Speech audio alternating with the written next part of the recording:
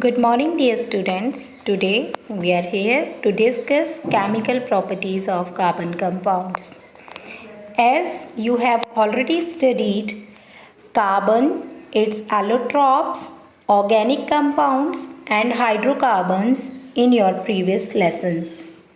In this lesson, we will study chemical properties of carbon compounds, especially hydrocarbons.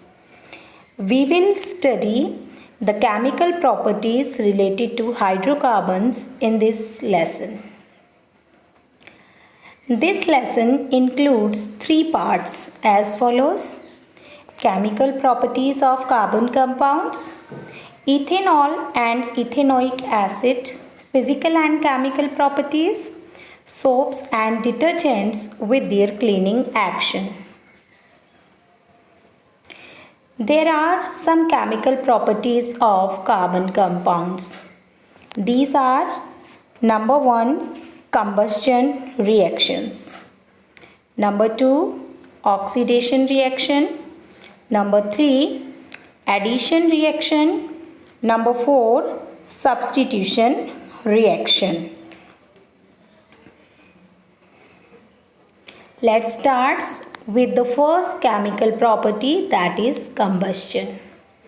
The process of burning of carbon compounds in air to give carbon dioxide, water, heat and light is known as combustion. Combustion is also known as burning, as the figure is indicating. We know carbon in its all allotropic forms burn in the presence of oxygen, releasing carbon dioxide along with heat and light. Most carbon compounds release a huge amount of heat and light on burning. For example, LPG in kitchen, as well as when you burn firewood. It is also an example of burning of carbon compounds. The chemical equation for carbon compounds undergo combustion are as follows. Number 1, carbon plus oxygen, that is equal to carbon dioxide plus heat and light. Number 2, ethane plus oxygen, that is equal to carbon dioxide plus water plus heat plus light. And number 3, pentanol, that is an alcohol, plus oxygen is equal to carbon dioxide plus water plus heat and light. So children, from these three equations we come to know that in each and every equation there is the production of carbon dioxide gas.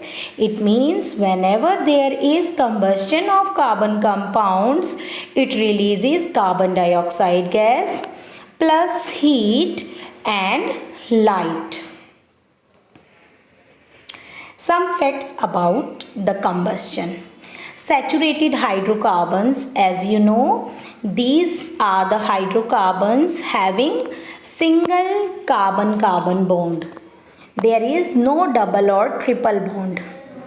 Undergo combustion giving a clean flame, but in the presence of limited supply of air, hydrocarbons produce a sooty flame as a result of incomplete combustion.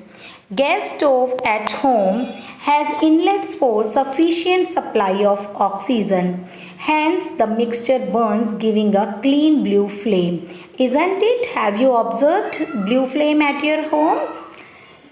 Yes, LPG burner gives blue flame whenever there is fully supply of oxygen. It means the fuel is burning completely. It means complete combustion is there if any fuel is giving blue flame. But if the inlets get blocked, the fuel remains unburnt and hence the bottom part of the cooking vessel gets blackened. It is the indicator of incomplete combustion.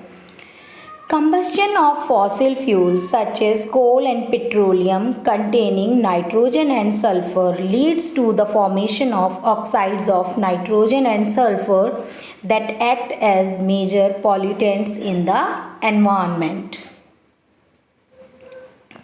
Here is shown an experiment to show complete and incomplete combustion. Experiment to prove that in limited supply of air, hydrocarbons produce a sooty flame and deposit black layer on the utensils. Mainly unsaturated carbon compounds will give a yellow flame, releasing an enormous amount of black smoke. You can also do this activity at your home. Children, what you have to do, you have to burn a cotton wick in mustard oil present at your home.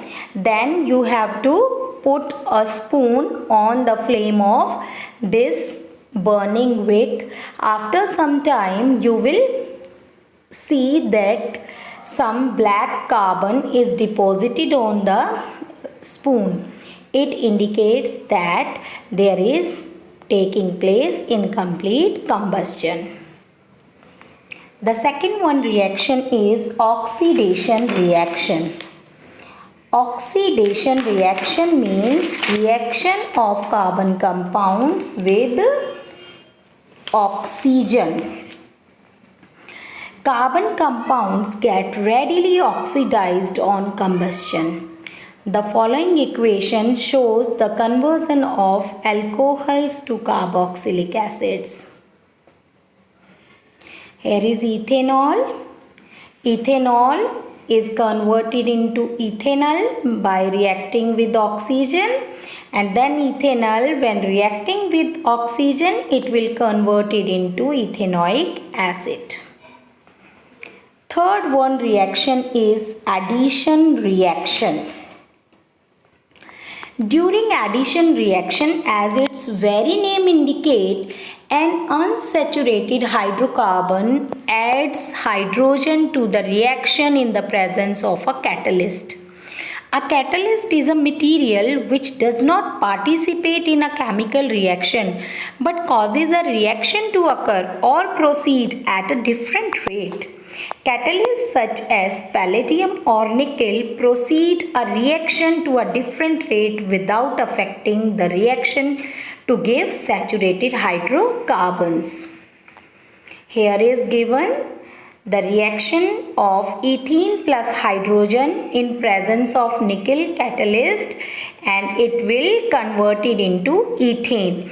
It means unsaturated hydrocarbons means alkenes and alkynes which have double bond or triple bond. They undergo addition reaction under some circumstances. This reaction is extensively used in the hydrogenation of vegetable oils containing long unsaturated carbon chains using a nickel catalyst. Animal fats, on the other hand, have saturated carbon chains. Here is giving the picture of unsaturated and saturated hydrocarbons. Number 4 is substitution reaction. Substitution, as the very name indicate, means something is replaced by any different thing.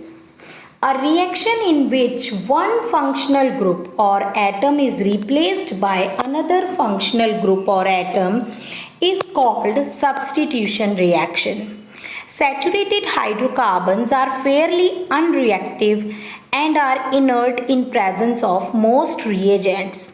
However, in the presence of sunlight, addition of chlorine to hydrocarbon is a fast reaction that results in replacement of the hydrogen atoms one by one. In this picture, there is given the example of substitution reaction. Chlorine replaces the hydrogen attached to the carbon atom in the hydrocarbon. Methane plus chlorine plus sunlight is equal to methyl chloride or chloromethane plus hydrochloric acid in presence of sunlight. And what happens one by one, if we are going on or adding the hydrogen atoms, what is there is tetrachloromethane is formed after this reaction. Do you know how coal and petroleum was formed? Coal and petroleum mainly consist of carbon and its compounds. They are the most used form of fossil fuel.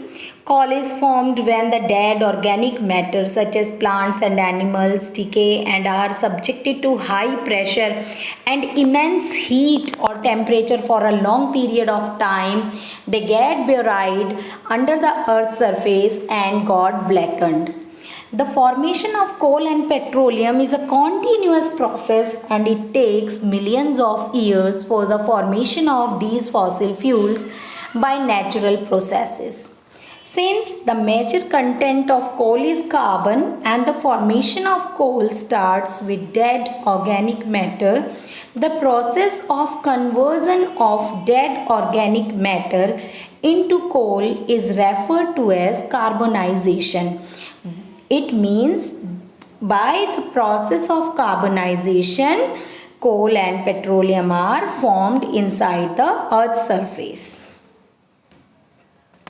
Some important chemical compound we are dealing with in this chapter are number 1, ethanol. The chemical formula of ethanol is C2H5OH. Here we shall discuss some physical properties of ethanol. Ethanol is commonly known as alcohol or spirit. It is generally liquid at room temperature. The general name of ethanol is ethyl alcohol. Ethanol is the main constituent of all alcoholic drink. It is soluble in water. It is very good solvent. It is used in manufacturing of medicines such as tincture iodine, cough syrup, etc. Taking even small quantity of pure ethanol may prove lethal. Taking dilute ethyl alcohol can cause drunkenness. Ethanol is also used in some countries in additive to petrol because it is a cleaner fuel. Now some reactions of ethanol.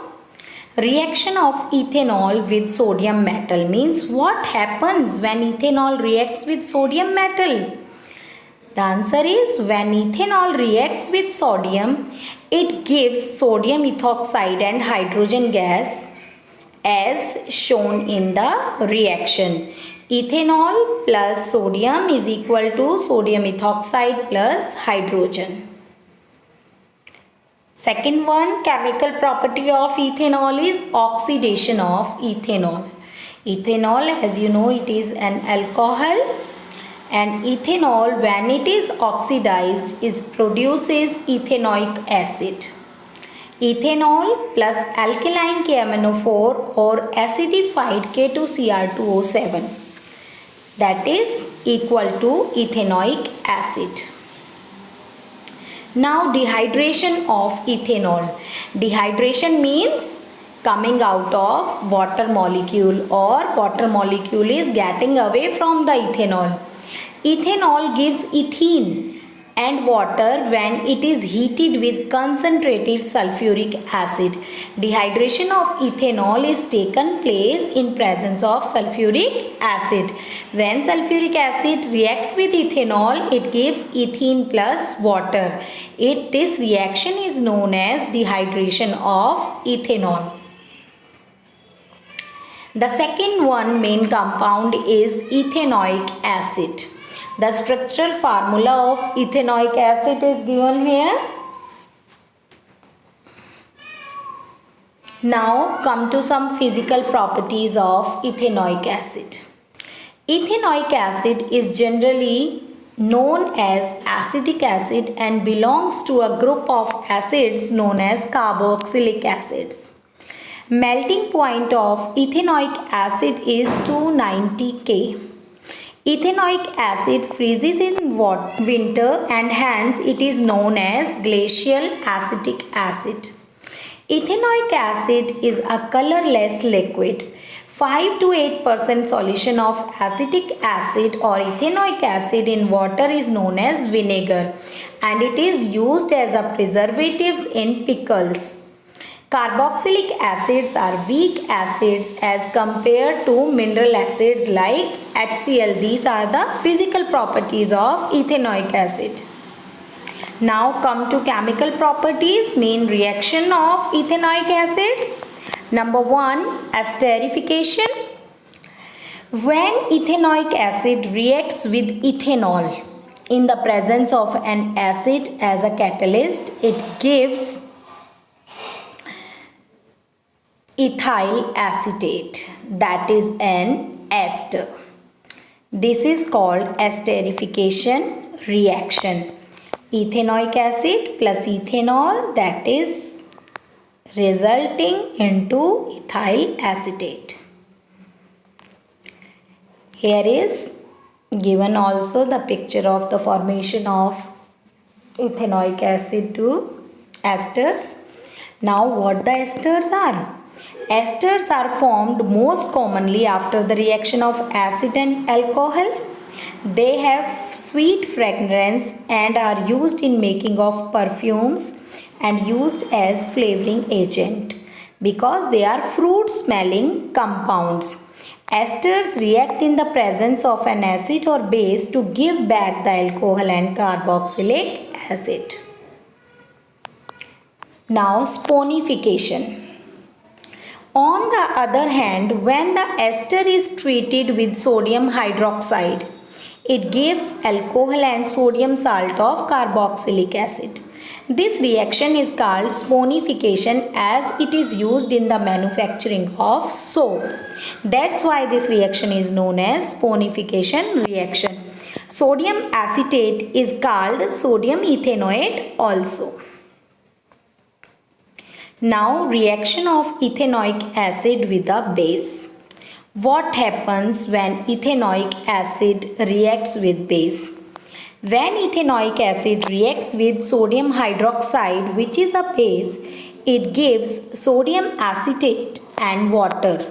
As shown in the reaction, ethanoic acid plus sodium hydroxide is equal to sodium acetate plus water.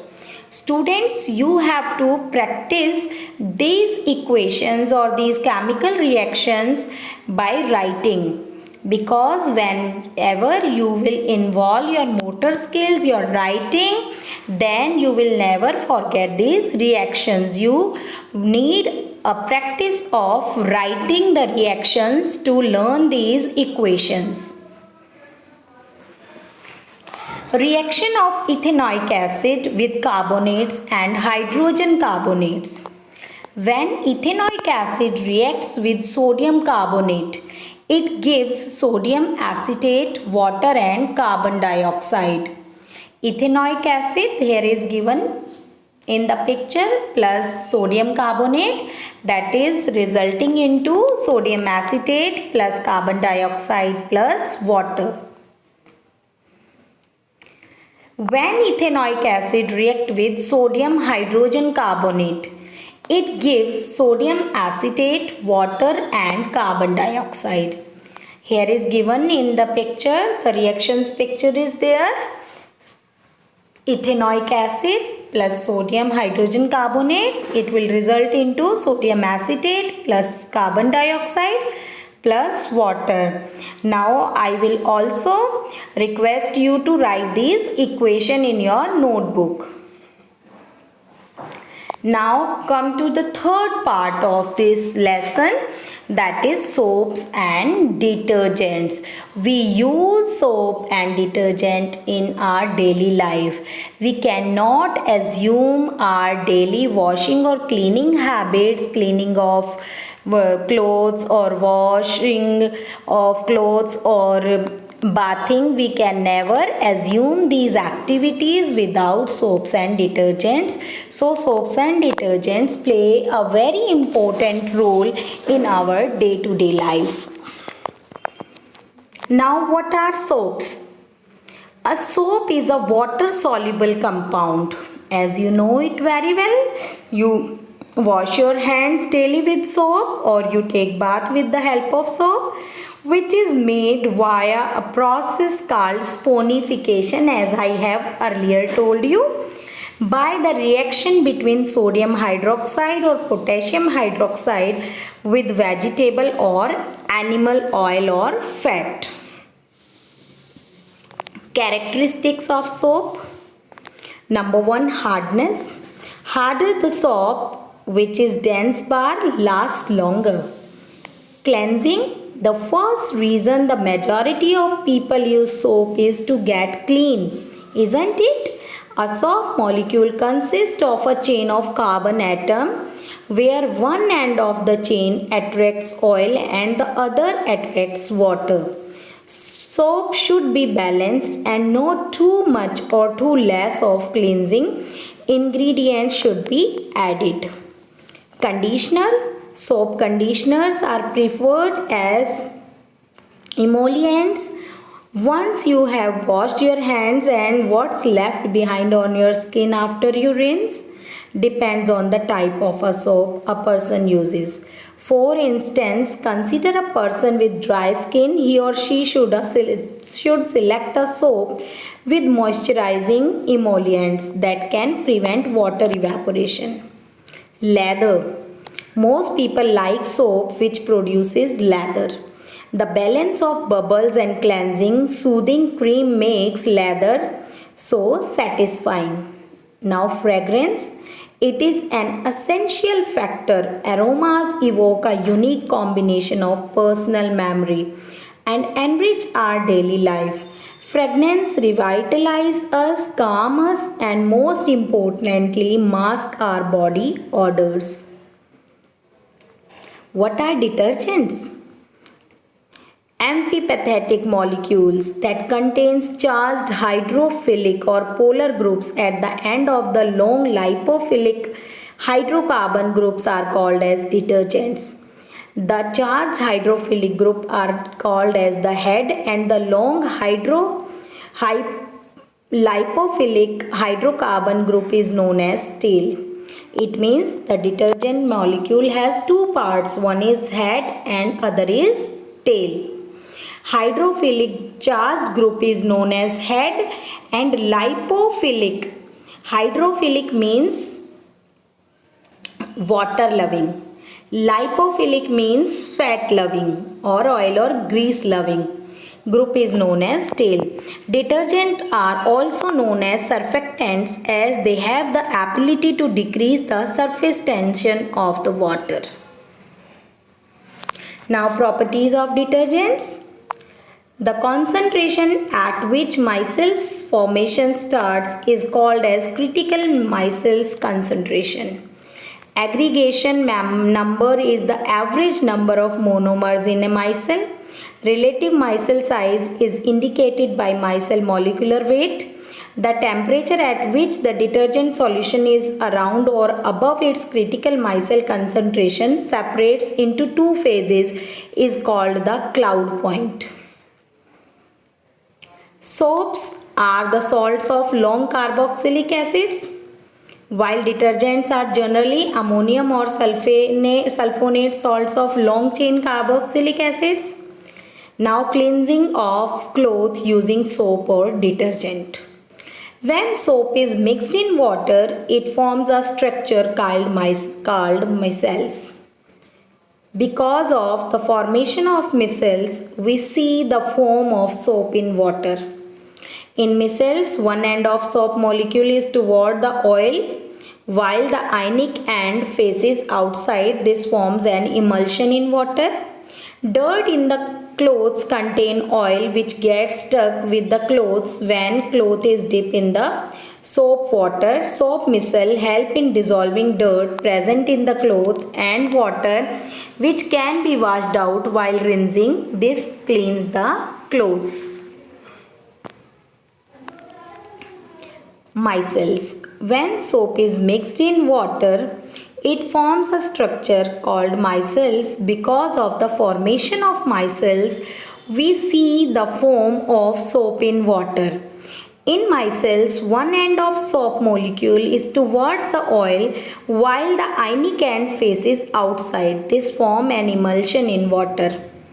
dirt in the clothes contain which gets stuck with the cloth.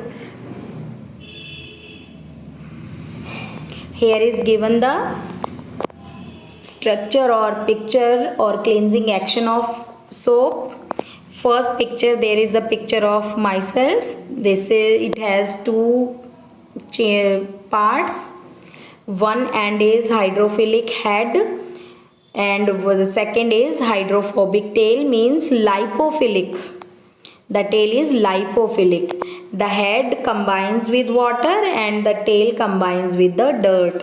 What happens when soap or detergent is dissolved in water? Second, surfactant or ion orientate themselves in grease or in water. C part, agitation begins to separate grease from surface. What happens? The grease is stuck to the tail part or means lipophilic end. Then process continues and what happens? Cleaning is completed from the cloth. Soap in the formation of micelles trap dirt in the center. The micelles stay in the solution as colloid because of ion-ion repulsion do not come together to precipitate. Thus, dirt suspended in micelles easily rinsed away. The soap micelles are large enough to scatter light, hence a soap solution appears cloudy. Now, formation of scum. What is scum and how it is formed? Calcium and magnesium salt dissolved in water are cause of hardness of water. Soap does not form enough leather or even does not form leather at all in hard water. This happens because of soap molecules react with the presence of calcium and magnesium salt present in water and form insoluble precipitate. These insoluble precipitate are known as scum. It is seen that after bathing with soap, a white type substance remains present on the body. Even after bathing, this white substance is known as scum. And scum can be washed out easily, and to wash out scum, a large amount of soap and more water is needed. Now, one question arises, why detergent are preferred in place of soap? There are the reasons. Number one, detergents are generally ammonium or sulfonate salts of long chain carboxylic acids. They can clean clothes even in hard water because they do not make scum with the hard water as soaps generally do. When detergent is mixed in water, the charged end of the detergent molecule do not form insoluble precipitate with the calcium and magnesium ions present in the hard water and clean clothes in better way. Because of these properties, detergent is preferred at the place of soap for cleansing. Detergents are used to make shampoos and product of cleaning clothes. Thank you and have a nice day. Hope you have liked this lesson. Now that's all with the chemical properties of carbon compounds.